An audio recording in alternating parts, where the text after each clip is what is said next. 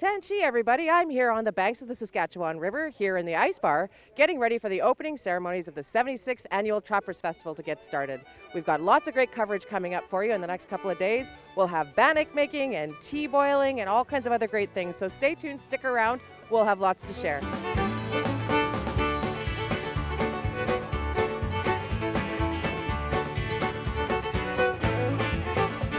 I'd like to welcome everyone to the 76th Annual Northern Manitoba Trappers Festival.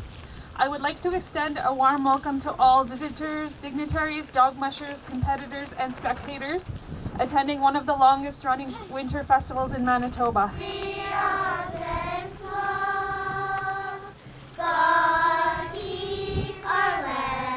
I want to acknowledge our traditional artists, past and present. Our grannies used to come and they used to showcase their work, and it started to die off. And so you'll see a lot of artists out there showcasing their beadwork, their hats, the mucklucks, and that's hard work to do. But I want to acknowledge that work because we almost lost it. Trappers Festival weekend has begun! Vice President Mayor, can you tell us a little bit about the Trappers Festival and what it means to the Métis people? So the Trappers Festival, like you said, it's a 76th year, but it's been going on probably more. The gatherings have been happening more, and traditionally it was a time when our trappers would bring in their furs and they'd sell their furs. We've got away from that since then, but now it's an opportunity now to show people what we do in the north. I mean, life doesn't stop because it's wintertime, and there's a lot of activities that happen in the north. And for the Métis, it's a big part of what and who we are. So Bonnie, can you talk to us a little bit about home tanning? Home tanning is really important. It is easier to work with for the beaters, so I hear, and just the smell of it and the way it looks is a lot different than the commercially tanned hide. Why do you suppose it's getting so hard to find? Nobody's doing it. Nobody's doing it anymore, and we need more people to keep up with tradition. Meanwhile, across town, preparations are well underway for the sled dog race, which will take place over the course of the Trappers Festival. What's your part of the process for this?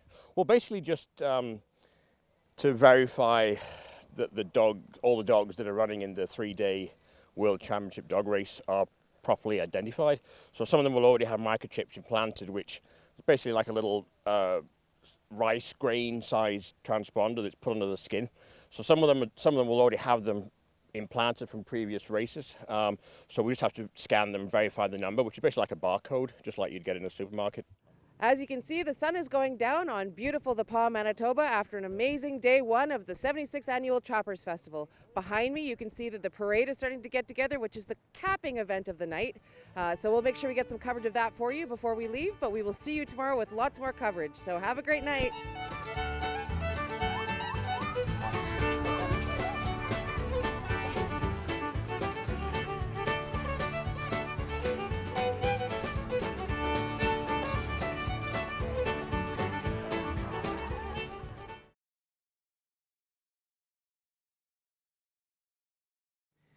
Good morning, everybody. Welcome to day 2 of the annual Trappers Festival. We've got dogs for you, dog sled coverage for part of the day, plus all kinds of events with the King and Queen Trapper competitions. We've got great stuff coming up.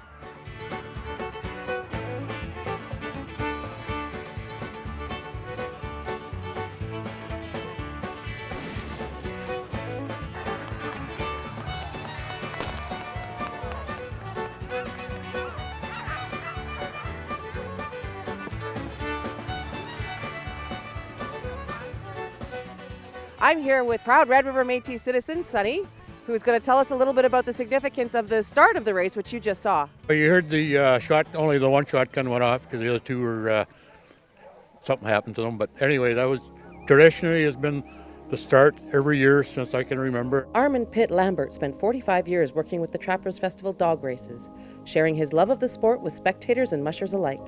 So today, his grandkids were shooting the gun off and with his son-in-law, and his wife Sue was sitting in the background. Just, it is emotional because he was a cousin of mine, and and it felt good to see. So much? I've been watching the event since I was a kid. It's entertaining to me. I've competed in a number of events over the years, and I just like coming year after year.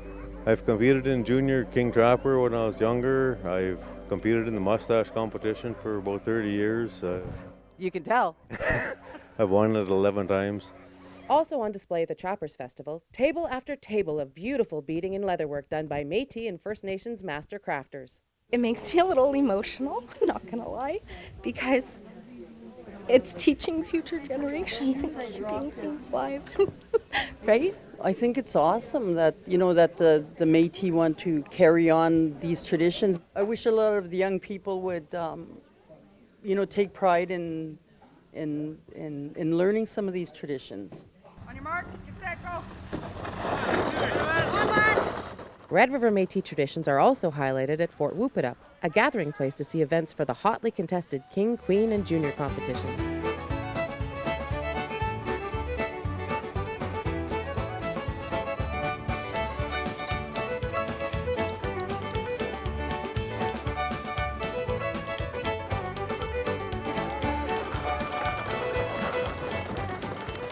Over at headquarters, another King Trapper competition is underway, the Moose and Goose Calling. You can do both calls at the same time, but the first one has to be alert and the second one has to be spring arrival.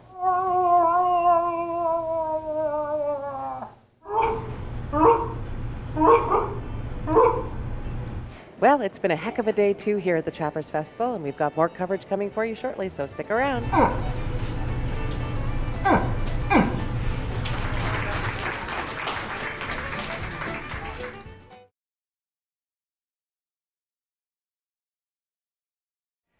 Tanshi Kiawao, and welcome to day 3 of the Trappers Festival coverage. Today we've got Queen Trapper events, we've got a talent show, and we've got more dog sled coverage for you. So stick around and stay tuned. But before I go, I want to let you know that I am wearing a beautiful hometown coat that was loaned to me by Bonnie Hatch and her Uncle Dennis. Thanks so much. Manitoba-born Dominique Morin traveled to the Pas from BC to compete in her first mass dog sled race, a competition that she says comes with some unique challenges.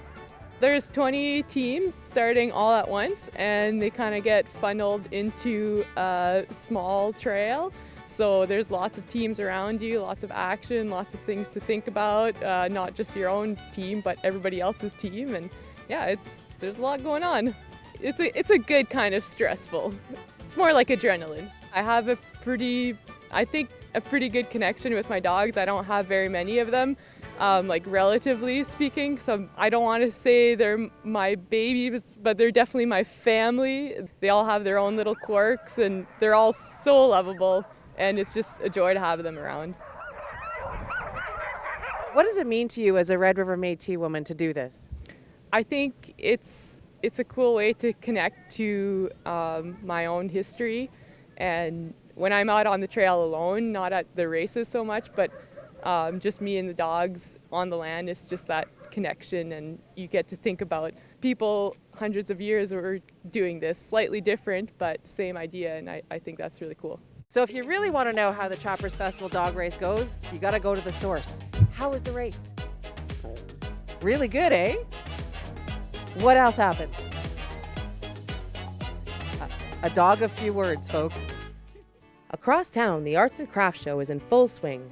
Chelsea Mead and Michaela Thomas are representing the Paw Family Resource Center. Proceeds from their craft sales will support a cause that's important to both of them. Our booth is raising money to do programming for youth at the youth centers, and it looks at cultural revitalization and just having fun and giving youth a place to go here in the Paw.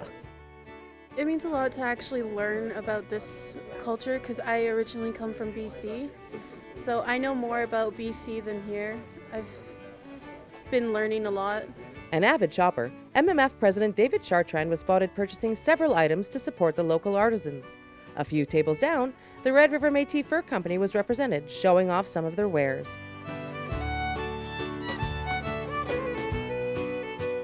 During the annual Queen Trapper competition, contestants battle in grueling outdoor physical challenges.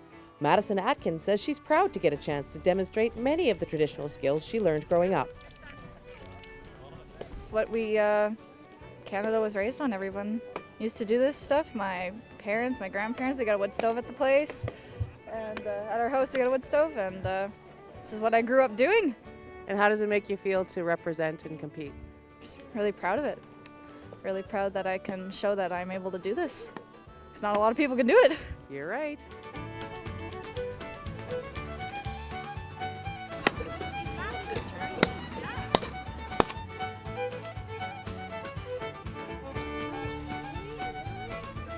Keep going, you're almost through it. While Fort Whoop-It-Up is a hive of activity, the Saskatchewan River features a more desolate challenge as the King Trapper contestants are battling for bragging rights in the Tiki King Memorial Snowshoe Race.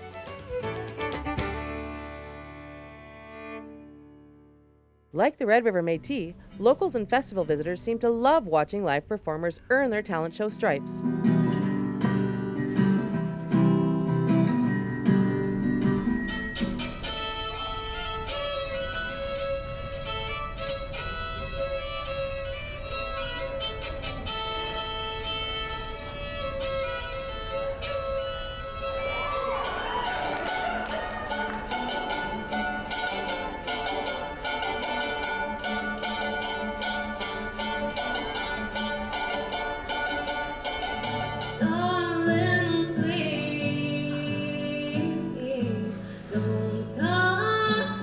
Well, as the sun sets on day 3 of the Trappers Festival, we've shown you lots of amazing competitors and amazing events.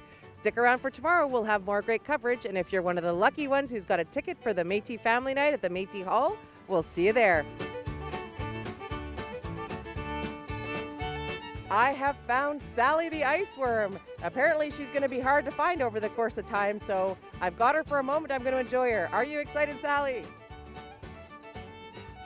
Sally, the mascot of the Trappers Festival.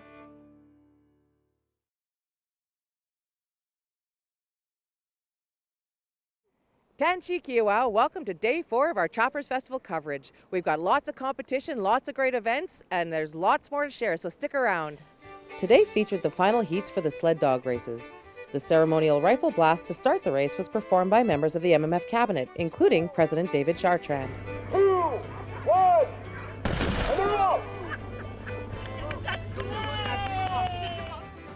If you look at the dog sled teams that you see here today, go back to even the beginning of this Trappers Festival. I think it was about 1916 when it first initiated.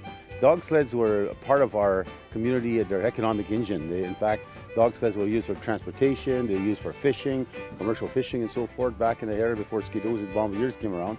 So dog sleds have played a very pivotal role of helping our trappers when they're out trapping. They use dogs, and so they're part of the family and part of the culture of our nation.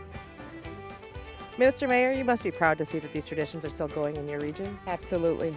And also, a lot of our citizens also participate in these. They, like their grandfathers or great-grandfathers did, they still do it. And the younger ones are doing it also.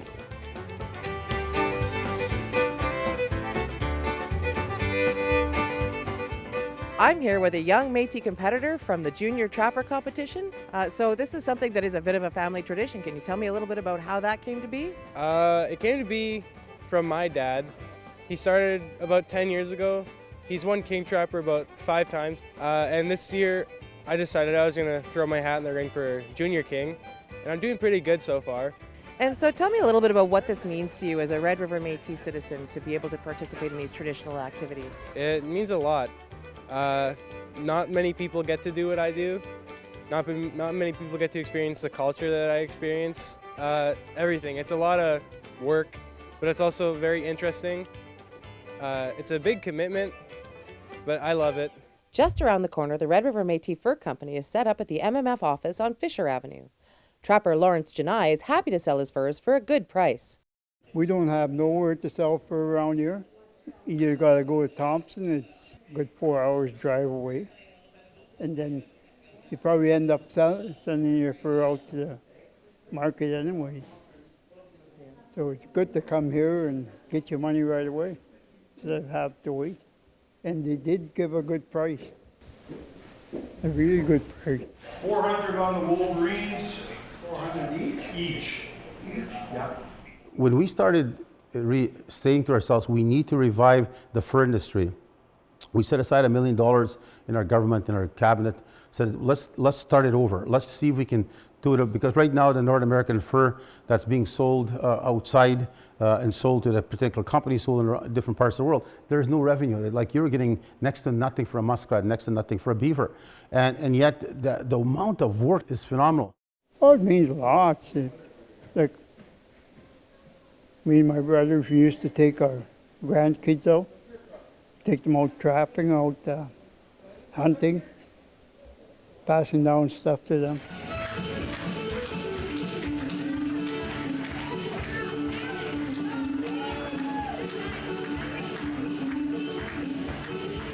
I think that it was so important and so beautiful to watch all these little jiggers to be part of it.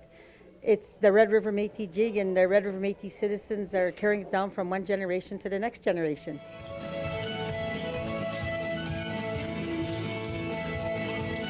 Jennifer, can you talk to me a little bit about how you pull this off? When you say one of the organizers, that's one of the key things. It's one of the organizers. We have a board of directors of 22 this year. We have 11 youth board members on the youth board, and we have upwards of about 200 volunteers. And everything that we do here is volunteer hours and volunteer labor. So we don't have any paid staff and anything like that. So it's a work in progress from next week, when the festival's over, right through until we start the next festival. We've got great northern hospitality, fantastic traditions, and this time every year it just comes out, and you can't help but feel, the northern spirit. So with Family Night tonight, we're going to be able to get a special introduction of the little paw fiddlers that they've been fiddling for over 10 plus years.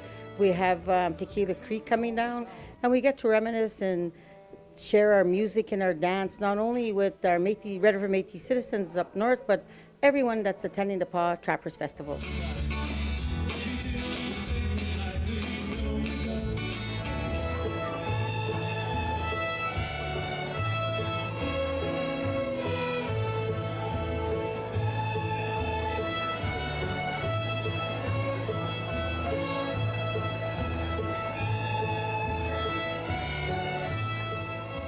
It's called Métis Family Night.